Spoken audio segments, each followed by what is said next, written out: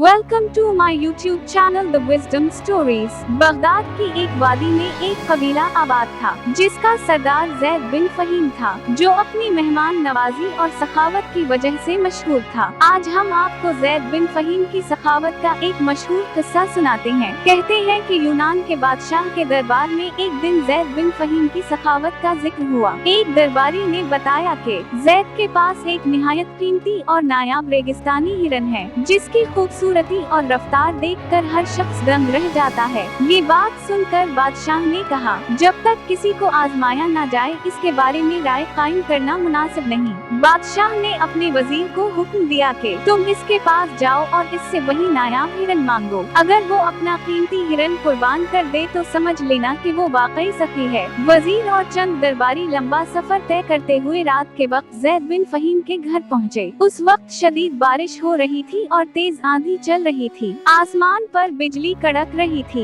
बाहर खौफनाक अंधेरा था। ऐसे मौसम में बाहर निकलकर मेहमानों के लिए इंतजाम करना बहुत मुश्किल था, मगर जैद ने मेहमान नवाजी का हक अदा किया। इसने लजीज बुने हुए गोश्त से उनकी तवाज़ो की। मेहमान खाना खाकर खुश हो गए और थकन उतारने के लिए सुकून से सो गए। सुबह उठे तो मौसम साफ था, फिजा खुशगवार थी। नाश्ते के दौरान वजीर ने शुक्रिया अदा किया। वजीर ने अपने आने का मकसद बताया कि हमारे बादशाह ने आपके नायाब रेगिस्तानी हिरन की बहुत तारीफ सुनी है। वो चाहते हैं कि आप वो हिरन उनकी खिदमत में पेश कर दें। ये सुनकर जैद बिन फहीम ने अफसोस भरे लहजे में कहा, काश आप ये बात रात ही बता देते। अब मैं मजबूर हूँ क्योंकि मेरा प्यारा हिरन अब इस दुनिया में नहीं रहा। फिर वो आहिस्ता से बोला, रात आंधी और बारिश की वजह से घर से निकलना और खाने का इंतजाम करना मुश्किल था। ऐसे में गाँव से कोई और जानवर मंगवाना भी मुमकिन नहीं था। ज़ियाफत मेहमानों का हक है, इसलिए मैंने अपना नायाब हिरन कुर्बान कर दिया। इसका भना हुआ गोश्त आप सबकी खिदमत में पेश कर दिया।